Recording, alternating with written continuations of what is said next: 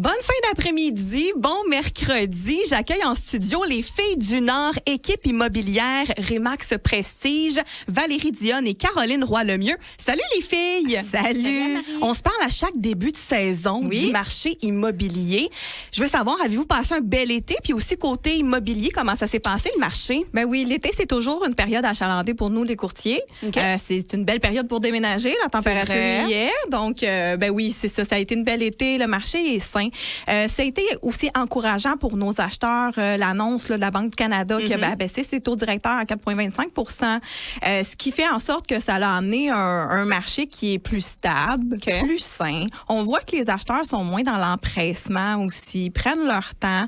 Ce que ça fait aussi directement, la baisse des taux, c'est ça augmente la capacité de l'acheteur pour avoir une maison plus chère. Okay. Quand on rencontre notre courtier hypothécaire, il calcule évidemment notre revenu, nos dettes, puis il y a un montant qui est global pour le prêt hypothécaire. Ouais. C'est le montant est automatiquement plus petit, ça donne une capacité d'acheter une maison plus chère, donc plus de choix, plus d'inventaire. Okay. C'est pour les acheteurs. Ça, c'est bien le fun pour eux. Puis on voit aussi dans la Nodière un petit retour à l'investissement, l'achat de Plex, de résidence secondaire.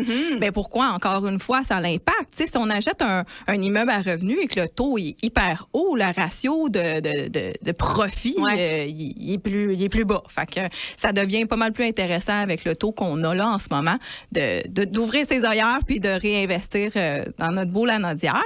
C'est sûr que là, au mois d'octobre, ben, on va avoir une nouvelle annonce qui va faire en sorte que ça va donner le pouls aussi au marché qui s'en vient. Ça va baisser encore? Ben, on souhaite. On souhaite, OK. On souhaite ensemble. Ben, les prédictions disent que oui. C'est ça. Mais oui, c'est ça. Mais ça a été quand même petit peu par petit peu. Fait que ça n'a pas fait le boom là, que les gens là, ils prédisaient, là, le retour là, à le marché avec la surenchère. Il y en a toujours, mais pas ce qu'on a connu là, précédemment. Là, quand je pense à l'été, je pense à la tempête Debbie. On y a goûté pas mal dans la Nodière, les dégâts d'eau, refoulement d'égouts. Est-ce que ça a eu un impact sur le marché? Oui, définitivement. Ça a été un petit peu des situations de crise à gérer, là, autant pour les vendeurs que pour les acheteurs. Dans le fond, les vendeurs qui, eux, avaient un projet de vente, ben c'est certain que c'est une nouvelle déclaration à faire. Il faut qu'ils enlèvent l'eau, il faut qu'ils réparent pour que ce soit présentable et que tout soit réglé aussi. Fait que c'est sûr que oui, ça les met un petit peu dans un état de panique à savoir est-ce qu'on va vendre, est-ce qu'on va avoir le prix qu'on s'attendait à avoir, parce que il y en a déjà là-dedans qui ont acheté une propriété. Puis pour les acheteurs, ben aussi la même chose. C'est des acheteurs qui, eux, avaient déjà acheté une propriété qui passait chez le notaire dans 3 semaines. Puis qu'elle est inondée. Elle est inondée. Donc, c'est plusieurs éléments comme ça à gérer puis à trouver des compromis entre les parties puis s'assurer que s'il y a rénovation puis qu'il y a une entente entre les deux parties, ben faut que ce soit fait aussi comme il faut puis que tout le monde soit protégé là-dedans. Là. Est-ce qu'à cause de ça, on a vu des baisses de prix à certains endroits ou... En fait, pas nécessairement. On peut pas voir l'impact tout de suite parce que c'est quand même assez récent. Puis là, on a les statistiques du mois d'août qui sont sorties. Au niveau du mois d'août, on reste quand même dans un bon marché, comme Valérie le disait tantôt. Là, on a 4% plus de ventes que le mois d'août 2023. C'est sûr que le contexte est différent. Au mois d'août 2023, il y avait eu des hausses de taux. Là, on vit un petit peu l'effet contraire. On a 28% plus d'inscriptions en vigueur. Donc, les acheteurs ont plus de choix.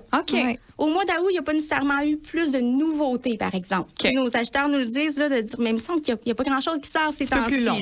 Le mois d'août a été plus tranquille à ce niveau-là. Fait qu'on a moins de nouvelles inscriptions que l'an passé à pareille date. Sinon, au niveau des délais de vente, là, je parle de Lanaudière. Délai de vente moyen de 51 jours.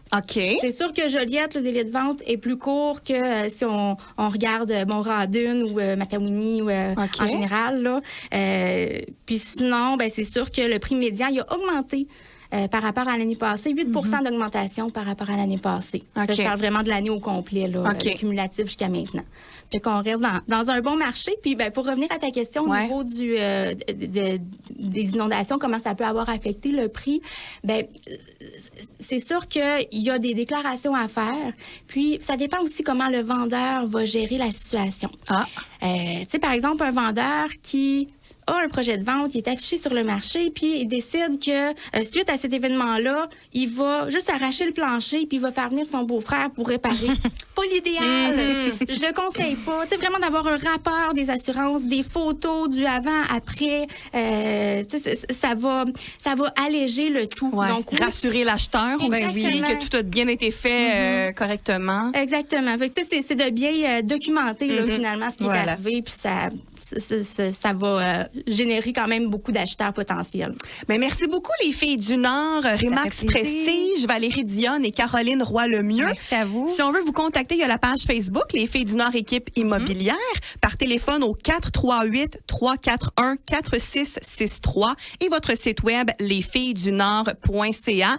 Je vous souhaite un bel automne, les filles. Un grand merci. Merci.